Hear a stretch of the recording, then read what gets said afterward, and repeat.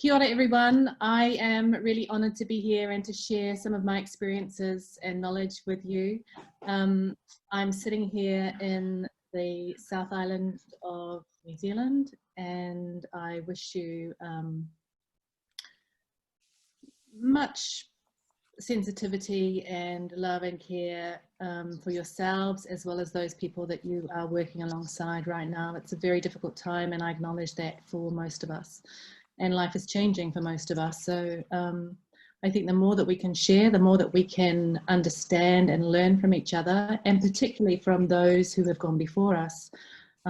As Lynn said, the ancestors from Australia, but also from New Zealand. The Māori in New Zealand have a phenomenal understanding and depth and spirituality when it comes to the way that they celebrate their loved ones with tangihanga, and you know, we're learning all the time. So I will welcome any questions, any comments, any thoughts along the way, or at the end, as Lynn said.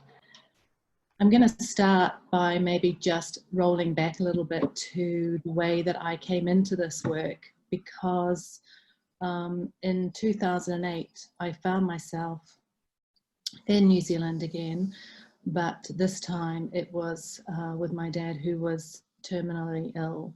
I was with him when he was diagnosed and stayed with him through that journey, and I had never experienced that before. I'd never been with somebody who was dying, and I'd never been with somebody who had died.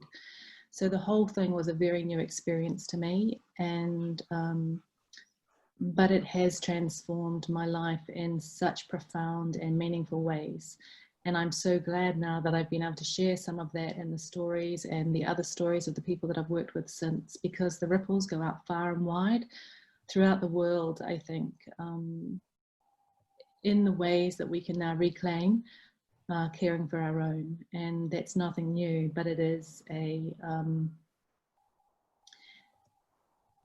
it's a reminder that we actually hold all of this wisdom within ourselves, and it's just about remembering and opening up and celebrating. So with my dad, I was in Tauranga in New Zealand with my 4 children when we found out that he was terminal, and I was in deep shock as he was,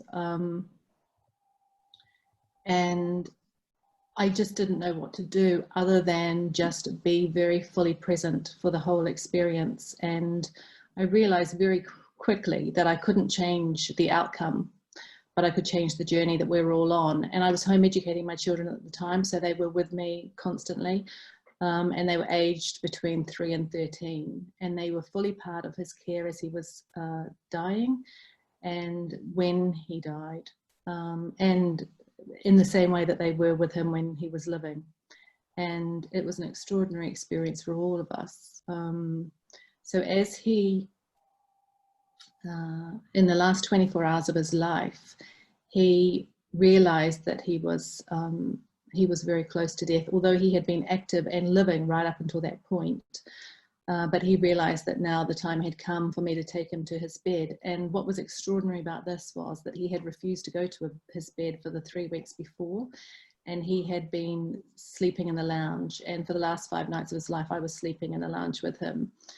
But he didn't want to give in at that point. So he was living right up until he died. But on that particular night, he said to me, "You can take me to my bed now." And I knew what that meant for him.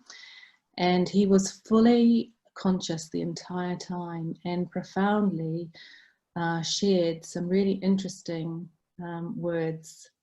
He spoke words of love to all of us. And we sat with him and we laid with him for 18 hours.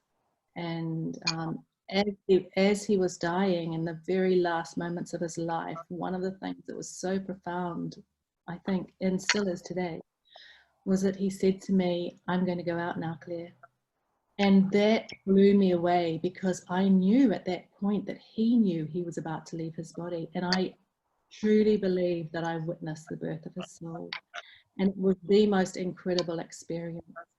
And my dad actually collected, just in his life, he collected owls, pottery owls or tiny ornamental owls. but he was a lover of birds. And in the last few hours of his life, at about 3 o'clock in the morning, a ruru, or a New Zealand mawport, came outside the window and started calling.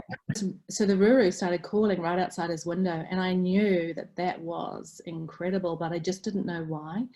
And when my dad died at about 9 o'clock the following morning, it was very peaceful, it was very loving, it was very gentle. And he said those were last words, that he was going to go out now. And after that, I sat with him, and the children were there, and they started bringing in, just intuitively bringing in gifts to him. My son was drawing roses because my dad was a rose gardener. And my daughter, my youngest daughter, who had just turned 4 that week, was laying some of her favorite ribbons on his arm and cuddling him. And my eldest daughter, who was 13, was writing poetry. She'd been writing poetry all through the night. And my second daughter, who at that time was about 11, was really taking care of him, making sure how he looked, what he was dressed in, those kinds of things. And it was just an incredible time for all of us. And I knew at that point my life would never be the same again. In a good way, actually. I felt totally blessed and honored by the whole experience. And it was as if everything that I had done in my life up until that point was for this moment. I'd trained as an educator, I'd been home educating my children, I'd home birthed them. And so this being at home and taking responsibility was just a continuation of what I felt was the right thing for our family at the time. But as well as that, I had done some training in London with Michelle O'Donnell to be a birth doula, and I had worked closely with Sheila Kitzinger, who was a birth educator, some of you may know. And so all of that seemed to come together at that moment. And I actually felt, apart from the shock of him dying, through the next few days, utter quite joy, actually, because I just knew that that we had been part of this profound experience. And one of the first things I did was to Google about owls. And I realized then that throughout all cultures and times, and that owls are often seen or believed to be the carrier of the soul, or a transfer of messages. And so that felt profound as well. And I knew that I wanted to do something with this. I felt quite evangelical, and I wanted to share it with the world in a way that was quite extraordinary. And 6 weeks later, we packed up and we went back to England, and I started doing lots of research and finding out, and sort of going a little bit backwards really in terms of where I was sort of beginning. But it all came together, and I wasn't sure how it was going to come together. So I started to do some training. I trained to be a celebrant. I did some study to be a soul midwife. But I wasn't sure where it was all going to fit, because one of the things that I believed in, which was so good about the care that we'd given my dad, was the continuity of care. We'd been with him before he died, as he was dying, and we cared for him after he died, and we kept him at home for 6 days, and we celebrated his life in his own garden underneath his roses that he had tended. It was incredibly beautiful, but it was very small and intimate, the whole experience. And one of the things that I've been thinking about recently over this last lockdown period is, initially I was feeling really sad that families weren't able to share funerals with everybody. But then I remembered our own experience, and that was very intimate, and it was extremely honoring of him. And so I've started to think about it again in a very different way.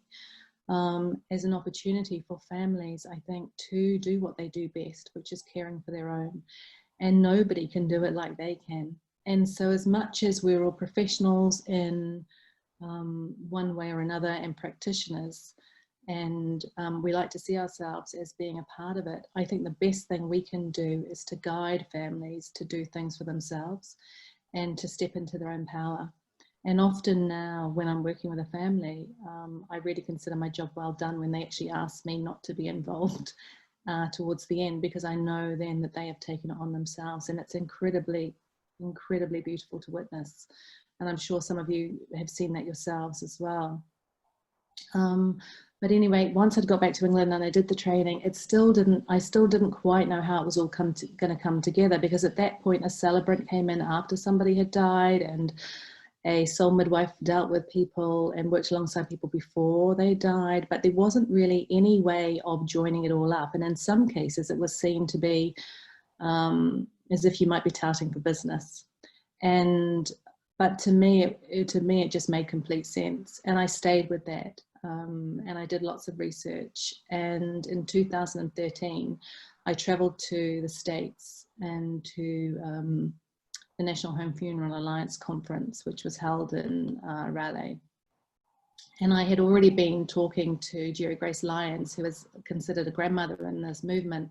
I'd spoken to her just after my dad died, and we'd struck up a friendship, and I really felt that she understood what I was saying and what I'd gone through and the whole experience, and that was a gift in itself. And Jerry Grace and I, since that time, have had a very close relationship. And I went to the States and I met with her and other leaders in the field of home funeral guidance. And it was at that point that it all came together, and I knew exactly how it was all going to fit in, and I felt really excited by it. And I came back to England and started to build my website. I had a clear vision, and a year later, or it wasn't even a year later, it was actually 9 months later, which I thought was profound in itself, the timing, I set up Only with Love. And it has been extraordinary because it has allowed me to work with so many different families in so many different ways. And I've worked with families throughout the UK, in New Zealand, and in the States. And I was hoping to come to Australia a couple of years ago, but I wasn't well enough to travel. So that's hopefully going to be on the cards again at some point. But for now, I think it's really, this time has been a little bit of a pause and reflection to see what can we do going forward? Because I think for many people, the idea of death and the way we care for people who have died and who we involve has changed over this whole time. And maybe that's what we can explore now, because I do think that there are so many ways that we can stay connected. And at the end of the day, what this is really all about is connection, trust, and relationships. Now, I've come to see that even when you don't have any care with a body, your intention and your relationship with that person can still be honored, even if you are separated from the body. And I think that's a really, really important thing, because although most of my work is centered around actually caring for a body, I have now discovered many different creative ways that allows us to still maintain that connection. And it's that connection which heals us going forward. And as always, it's actions that make the difference, I think, in grief. And this kind of connection, this kind of relationship, this kind of trust that we have with ourselves and with our loved ones actually helps us to live our lives better and more meaningfully. And that's where we are now. So that's sort of coming back now, 12 years that I'm back in New Zealand and ready to start a new chapter, because my own life has changed through this time as well. And I found myself on this side of the world when the lockdown came down. So we're now exploring ways of working with families and communities here. And I'm really thankful that I have already established those relationships. So it seems like an amazing opportunity, I think, a rebirth, really, a rebirth. And particularly, I think, with home funerals, one of course, the benefits for families being involved is that the cost is so much, that you save so much costs. And that doesn't mean that you have any less of a funeral, but it does mean that there are certain financial advantages. And I think for all of us, and I'm no exception, that right now is a prime consideration. And I think it's something that we can really all look to as a way of supporting each other and supporting our communities, because I think the way to rebuild our lives going forward, wherever we are, is through the community and through people, acts of kindness coming together in the spirit of community. And to me, that's what it's all about. Sorry, I've gone on quite a lot there. So I don't know if anybody has any questions or wants me to start on a particular topic in terms of ways that we can maybe honor people or show our love or just be connected.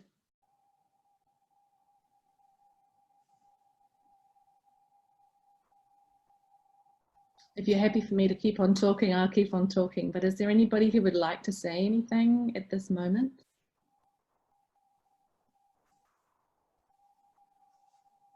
Okay. So one of the things that I find really special when working with a family is finding creative ways to add meaning. And they can be very, very simple, but they can be very meaningful.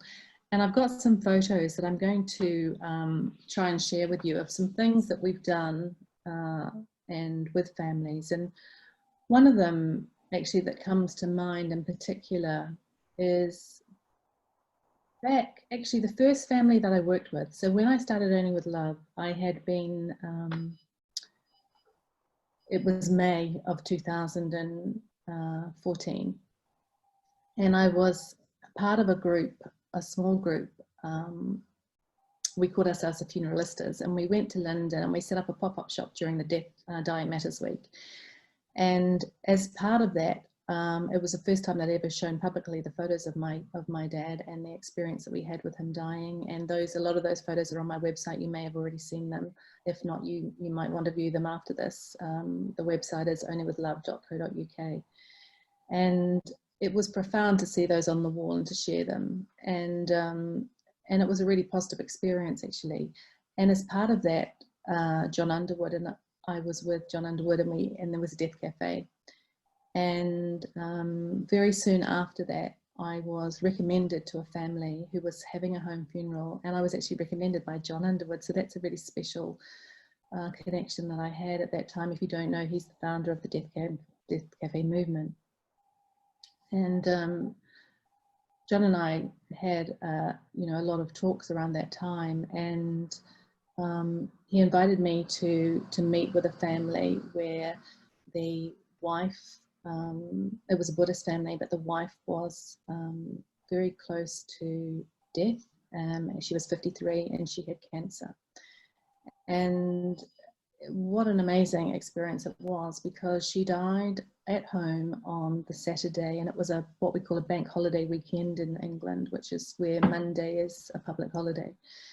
And what was so incredible was the way when she died, her husband was reading or saying Buddhist prayers, but her family surrounded her on the bed. So her son and his partner and her friends and other family women all held on to each other in a circle around the bed, and they supported each other as she died. And then they cared for her body, and they dressed her in a white sari, and they laid her in her bed. And there she laid right up until the following Friday, when they came together as a family, decorated a van, and brought her to the crematorium. And I led that ceremony as the celebrant. And that was in the May, about the following, in the October, her husband had took her ashes to India, because she was going to be cremated, or she had been cremated, but he was going to scatter her ashes, which he did do in the Ganges. And again, a very spiritual coming together. And he traveled with, I think, 3 friends at that time, and they all traveled to India together, and they scattered her ashes. But on the way back, there was an accident, and one of their friends died. He died on the train. And so the husband brought back his friend's ashes, and we held an incredibly beautiful ceremony for him in an arts cafe. And it was at the time of remembrance, so it was November, and we came together and we made a flower heart out of flowers, serviettes, paper serviettes. And on the day of the ceremony, I took that with me to the art music cafe, and we put it up on the wall. And The owner of that cafe, who was a very close friend and brother of the person who died, just took down the painting that was on the wall, and he just opened the door and sort of put it out the back in no particular way, just because he then put our paper roses up on the wall as a celebration for the funeral that we were about to have. And at the end of that beautiful ceremony, he said to me, "Claire, do you know what that replaced?" And it was our serviettes. And I said, "No." And he said, "It was I think it was £115,000 Tracy Emin painting." And what struck me on that day was on that day, that had absolutely no value, but what had value was what we had made with love and ourselves. And I think for that, from that point on, I knew the incredible meaning and depth that you can create from nothing just because you put love into it. And so the very simplest things, I think, are often the most extraordinary and the most beautiful. And I've got some of these to show you. So I'm just going to see if I can share my screen now. Things that we've made over the years that we've been working with families. This is a very simple idea of a heart that's actually made daisies, that's made out of egg cups. And we created each of those flowers just from using egg cups and painted them. And it's something that a child can carry, or can be put in with the person who's died, or can be kept as a memento. And it actually holds a lot of beauty. There's another one here as well. Here we go. So these roses as well are something that we've made quite often, again, just from egg cups. And I love the one in the center. You can see it's got like a little heart here. And when we've worked with these, we've often put special messages to a family member inside. And you know, I'm just thinking at this moment with the pandemic, when families are separated from each other, this is just something that most people would have access to. The ability to make a flower out of paper or card, or in this case, an egg carton, put a message in and send it to the family, that can then go with the person who's died as a memento, or could be kept. But they just are, you know, no cost and carry a lot of beauty. Some other things that we've done here are where we've made little animals or jewelry, as in this case, these are brooches made out of fabric, so of this person who's died, and shared all of those. Again, very simple. I think when you can't touch somebody, as many people can't at the moment, there are lots of people who are facing this incredibly painful situation where they have no contact with the person who's died. They're not allowed to see them. They may not be going to the funeral. If you've got something that you can make and touch and it's tactile, and I know Pia talks a lot about this, and she's recently done a video on the importance of touch and using things to create or to be tactile. This is one of those examples. It's just something that you can make, and when you're making it, it just allows you time to focus, time to create meaning, time to share memories and make new ones. And I think that's one of the amazing things around a table. This here is really particularly beautiful. So we made paper bunting, and you can lay this across a body. You can decorate in any kind of ways, but what you can see at the bottom is an example where we've taken a favorite book or favorite story or favorite printed words or poetry, and then just made them into strips and written on the inside special messages, and then closed them. And then those are all messages of love that can be carried with the person. And equally, these ones here, the red ones, were made out of gift paper, and we used as we just cut a heart out from the text that we used at the time. And again, really simple, something you can easily post, something that you could hang in your house, but equally something that you can make and that takes up no space, but it just allows you that moment in time. For a funeral that we did, in another one in London actually, when we were when we had a pop-up shop, this is one of the families that in fact, it was the first person that I met when we were doing the pop-up shop in London in 2014. A person came in off the street, and as we were getting ready, and she said, "Oh my goodness, you're like an angel that's been sent to me." And her husband at that time was very ill. She'd been caring for him for 15 years, and he hadn't been able to speak, I think, for the last 8, and he was bedbound. And she wanted to be with him when he died, but she didn't know that was going to be possible because he had a lot of carers coming in. And later that year, she contacted me as she thought that he was getting closer, and we worked together. And when he died, we spent, she was with him when he died, and we spent a lot of hours after that caring for his body. It was the most incredible experience. It was about 7 hours in total. And we did everything, and she stayed with him. She kept him at home for 10 days after he died. Although in the middle of that, he actually went to a funeral director so that she could leave the house and get some things organised, and then he came back to the home. But one of the things that we did was we decopatched. I had a workshop actually. I had an Only with Love workshop going on at the time, and Jerry Grace Lyons had come over from the States to be working with that workshop as well. We were facilitating it together. And so as part of our workshop, we all made these decopatched hearts. And we took them with us to London to the funeral. I had been the home funeral guide for that funeral, but also then was a celebrant. And it was another Buddhist funeral actually. And we laid these around as part of the ceremony around the candle and on the coffin. He had a royal blue cardboard coffin, and they looked beautiful. But at the end of it, we gave each of these tiny hearts to a person who within the family or friends who had helped with arrange the funeral. And it was amazing. And I still remember when people chose whichever one they took. And if I go back to that basket, I think we had them in the basket when they chose them actually.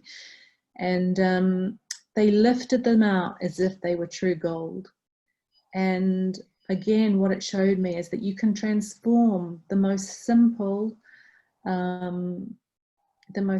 item to being something of a true treasure or taonga. And it carries meaning, and it's something that then can be kept as a memento, or it could be passed on.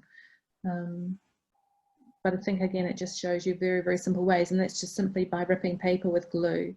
And we use those a lot. We do a lot of decopatch. So here is another example of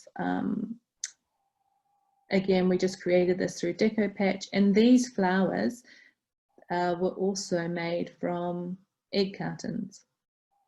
And here what you could do is, if you were creating some kind of memory board or some board like this, is using, in this case, buttons that came from the person who died. Really simple, but again, very meaningful.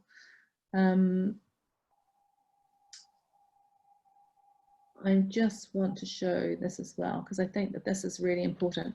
So one of the workshops that I've done in New Zealand previously was at a hospice in West Auckland, and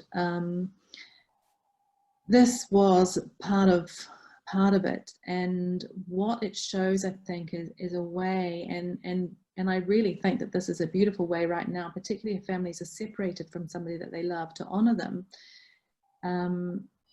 is to create the pathway. So the pathway of their love and stepping into it. And you can do this either very tiny or outside with big stones or lawns or gravel, shells, whatever, but making a spiral of their life, and from birth to death. And again, it carries with each one, people can share a memory and lay it down. So they may not be physically present with the body, but they stay connected. What have we got here? Another example here is where, and we made this, my friend actually made one of these quilts for me after my dad died. So after he died, I slept in his pajamas actually for the next year of his life. And after that, my friend took the pajamas and all the rest of his clothes, and she created a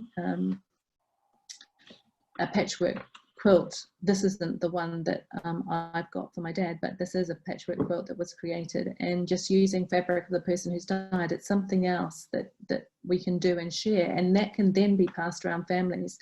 And I know in my own family that my own children really treasure our quilt. And I remember I made the mistake very early on of assuming that because it was made up of male shirts, ties, jackets, that it would be naturally passed down to my son as an heirloom. And I remember saying that, and there was outroar. I've got 3 daughters, and there was outroar from them, because they didn't see it as being anything that was made from male or female. They just saw it as being a blanket of love, and that's what they go to, that's what they choose, that's what they use when they're cold or sick or just in need of comfort, and that's what it represented for them. And so that was quite a learning curve for me, actually, pretty early on, not to make any assumptions, even in my own family. I don't know, some of you may have seen some of the workshops that I do. I've done a lot of different workshops now, and this one was in a home in New Zealand, and we were just showing natural ways to care for a body. And I've been privileged that since I travelled to the States in 2013, I've actually been back now 3 times since to teach death care. And I met Lynn there in 2015, I think it was.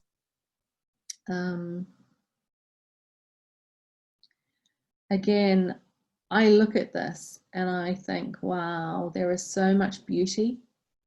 And for me, I think when families care for their own, there is so much beauty that we experience. And I think it's this that nourishes us going forward, and the healing that comes when you know that you've done your absolute best for somebody. Now, in circumstances at the moment, it may not be possible to touch, it may not be possible to physically care for that person. If you haven't been a part of their dying time, or been involved with a family who is able to stay physically connected. But one of the things I think you can do is to offer that care to yourselves. And there is a technique, which is a comforting technique for, and often used for anxiety, called havening, where you can do it, you can comfort yourself with strokes to your arm. And I use that now when families are separated from loved ones, because you can give the care that you would have been giving to them to yourself. And in doing so, I think you're both nurtured. But again, I just think it's really beautiful to see when families care. And there is one here of a family that I worked with, and this, when she died, you know, again, here they've just got the most simple paper hearts. And, you know, in my mind, you can't get anything more simple or more beautiful, because it is total love. That's all it is. And in its most simplest form, that's all that matters. Yeah. So I don't know how we're going for time, but I'm wondering now if you may like to ask any questions. Or I may show you just one other. I've got a couple of photos here of my own experience with my dad. You may have seen these or not, but this is, again, showing, I think, we were outside underneath his roses that he tended. My dad's in an open coffin and the children are all gathered round, and it was just very small and intimate. And I think that's what I think, when you strip it back, it can be really, really beautiful. Over this pandemic time, I have been privileged to help some families and to offer guidance, even though we've been physically separated. And tragically, people that I love have been affected with death during this time. And one of the most profound, beautiful things that I've witnessed is when very good friends of mine, their son tragically died. He drowned. And he was just very close to his 21st birthday. and what I saw them do, because they could only have a very small funeral. Obviously, I think it was maybe 9 people. What I saw them do and how they actually came together in the family leading it was beautiful. And they walked in front of the coffin through their village with, I think, hundreds of people. My son was there actually, so there were, it looks pretty much like hundreds of people were there to witness, and it was so powerful. And I think it's just another reminder that no matter what, families do this. They do and can be supported to have the very best experience that they can. So I'm going to leave it there and just see how, if you've got any questions. I'm going to come back now to, I think I've got some messages here on the chat, so I'm just going to have a look at those, because I haven't been able to see them before while I've been talking. So let me see if I can see what they are. Whoa.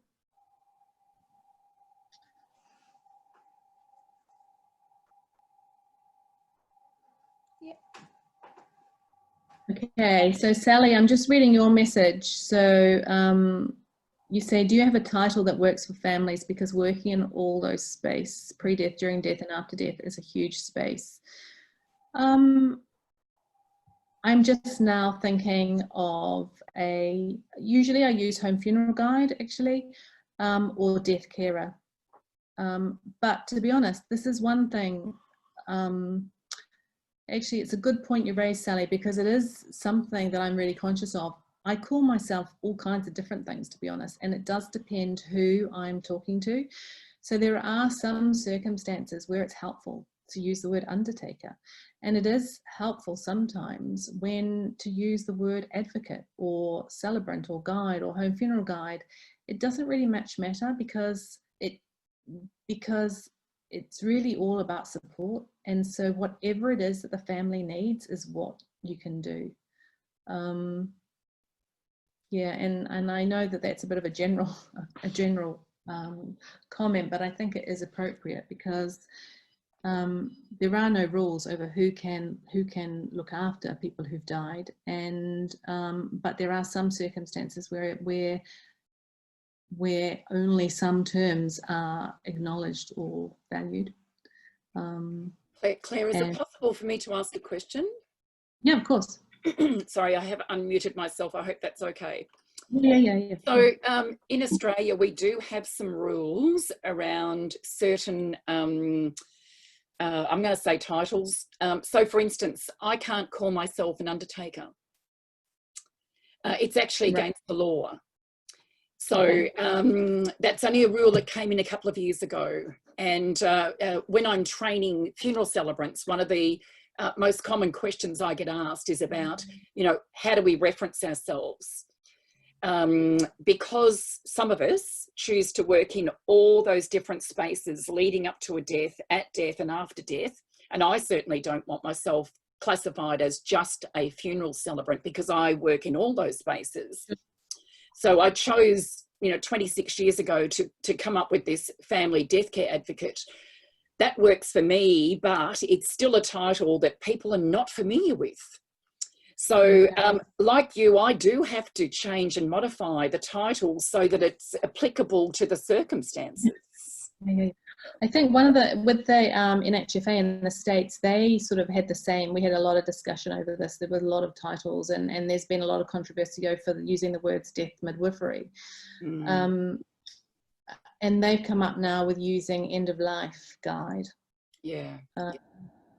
You know, I try very much not to call myself anything most of the time, to be honest.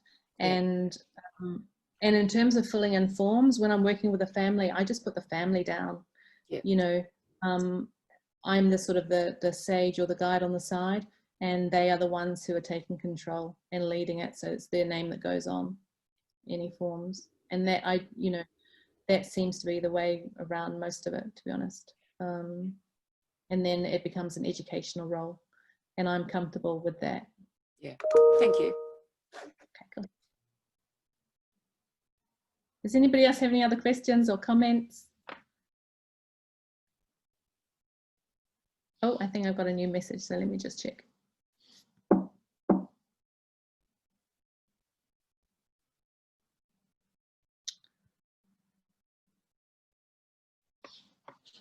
Okay.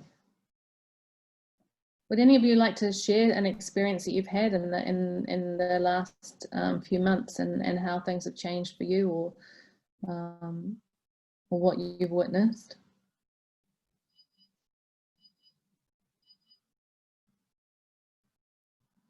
I'm certainly happy to, but I don't want to take over. I just wanted to make a comment about the positive side of having small gatherings. Yeah. So there's been a lot of families that have been very upset at having to choose, 10 people, and that's been very difficult. But after the event, the number of funerals that I've done in the last 3 months, there's actually been a very good positive side to it, in that families have been able to celebrate this in a way that perhaps they wouldn't if it was a big affair. So I think there's a lot of families reevaluating how they do after death. Yeah. And that's been incredibly positive, and not something that people actually realised until they had that experience. So I've started documenting those from families, because I truly believe there has been a positive effect of having very small, intimate celebrations, where the family don't have to deal with 200 or 300 other grieving people. Yeah, of which course. often leaves their grief aside. That's right. And the stress that goes alongside that. And Yeah. we see it in birth. We recognize the importance of keeping the mother protected, and then everybody else who loves that person, the mother, sort of can surround the family and care for the family and offer things individually, maybe in the community. But certainly at the time, it's a very small, intimate moment. And I think the same as death, because it is really, to be honest, at the end of the day, life and death, birth and death, they belong with the family. Yeah. And for so long, the norm has been for these to be taken away. And in the same way, when you consider, and I use birth again, because if you think, what would have happened to us if at every birth the birth was taken away? The balance is very different now. And in that, families and partners and birthing partners and support, they're all seen as being really important, but they're small. And I think it's the same with death. And in all honesty, death is such an expanse that you can share it in other ways. And I think that this is where it comes down to being creative. And whether it, after the event, there's Zoom meetings or coming together in other ways and celebrating, having dinners, all of that's really, really important. But for the actual family involved, it simplifies things. And it's also not a show. And I think for a lot of families, sometimes they're under pressure. They're under pressure to do things because it fits in with other people's needs, wants, timings even, but there is nothing wrong with being a small, intimate moment in time. Yeah, and an incredibly bonding experience. I think the one thing I didn't say is that because obviously through this whole pandemic, things have been very different in every country and in different parts of every country as well. But for those families who've been caring for somebody at home where there is no risk of COVID, if they've been caring for the person before they've died, then they can still freely care for them after they've died, and to spend that moment or that time with them. And then at the point at which a funeral director maybe comes in, if that's what they choose, then everything does change. And that's when you go outside into the community again, social distancing and everything else that follows with protection. But there are families, and I do know families where they have been able to just they've been protected and they've been shielded, but they've all been in it together. And for me, the saddest things is when those family members are taken away and separated. you know, in non-COVID cases. To say something, I couldn't unmute myself. My name's sorry. Jane. I'd just like to say thank you, Claire, for emphasising the simplicity of what we can do for ourselves. Yeah. To me, that's really important. It's part of my lifelong plan to live simply, and this is just the top of the icing, actually. So, and the choice of words have been beautiful. Thank you. Thank you. Yeah, I mean, I truly believe that, because, you know, it's what feels right for me and my family, but I think also for our world now. You know, we all need to find more sustainable ways to look after our earth, and you know, and it doesn't have to be big or showy or expensive. And I think that you know, there is nothing, in fact, in most cases, it's more incredibly beautiful, the more personal and meaningful it can be. So yeah, I honour that in you. Thank you. So I just, hi Claire, not a question, but just thank you. Thank you so much. I'm still quite new into this space, and yeah, it's just the sharing that people like you and others do in this space is just, it's just a gift, and it's a blessing, and yeah, so thank you. Oh, thank you. I mean, I think I've said it before, you know, it's a learning curve for all of us. And as long as I think we stay true to who we are, it's about being authentic and doing what feels right for us. And you know, just like in any other aspect of life, there are no two families who will do things in the same way. And, you know, I often say to people, it's not about what you do, it's just about knowing what you can do that makes the difference. And then you find your own path. And you know, it's the confidence to know that you can do that, and that it will be okay. You know, I remember actually before my first baby was born, which is going back now 25 years ago, I remember the day before I went into labour, I was saying to my midwife, you know, how will I know? How will I know when my baby needs feeding? How will I know when I need to change a nappy? How will I know anything at all? And yet when that baby was born 24 hours later, I never asked anybody a question ever again, because it was just about listening to my baby, you know, and listening to my body. And I think it's the same with death. That's what we have to do. It's about realizing, and I said it at the beginning, and particularly this is really strong in the Maori culture, is that, you know, we all have this knowledge and wisdom. And sadly, in some cases, I don't say it's been lost, because it's still there, but there's just been maybe a little bit of a time where we've thought experts maybe know better.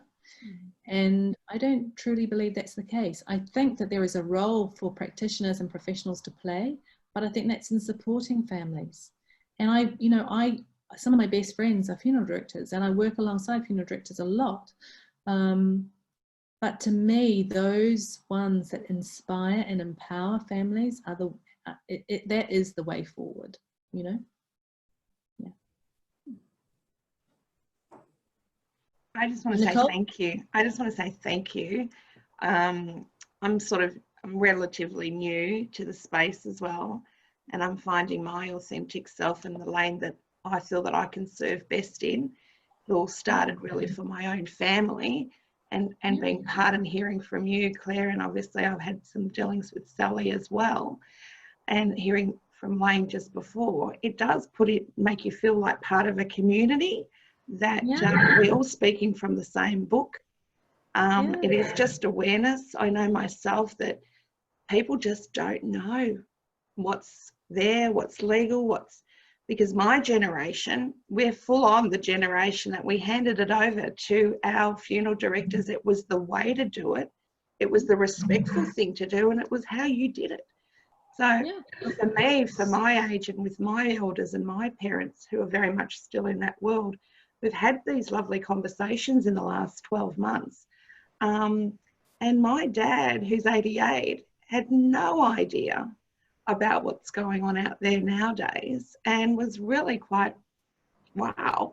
So it's that light bulb I talk about when the eyes go like dinner plates. And it's a great feeling. So just to be learning from everybody else who was strong, really strong voices in this, for me to learn from that, not only in Australia but in the US and the UK. For me, I'm getting my toolkit together, and making it feel right for me. And the creative side from out of COVID has just blown me away. How people are using things at home if they can't get out to honour someone, and sending notes and cards, and yeah, that's exciting as well. So I just want to say thank you. This has been a really great opportunity to say hi and just see everyone, and yeah, and be in a safe space to have a chat and conversation. And I do chat too much, I realise, but I'm working on that. So thank you everyone. Thank you. That's wonderful. Yeah, that's cool.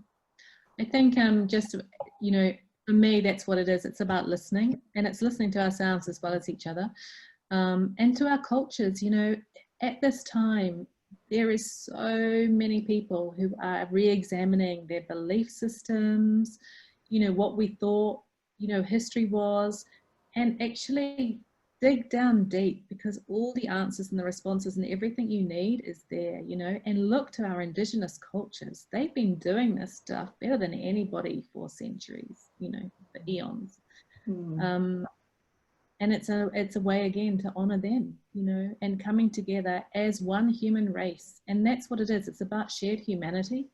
And we all experience death. You know, it's the one thing, birth and death. It's the you know, the cycle and all of that stuff that we can do so much better.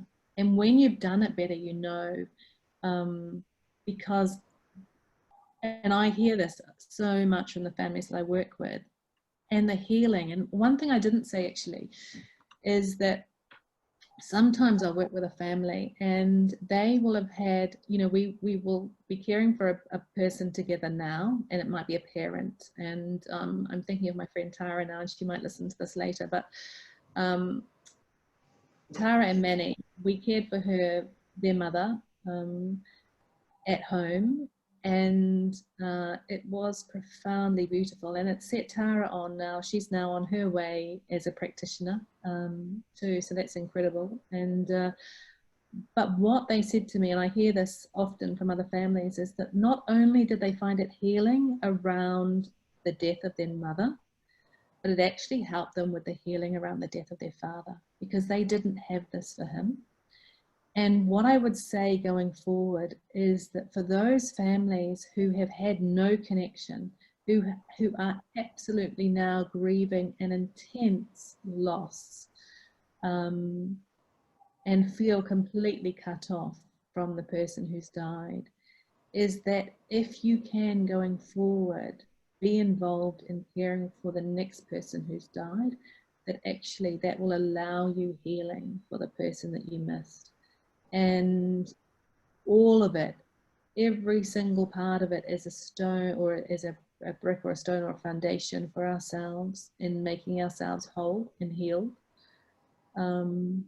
And that truly is a beautiful gift.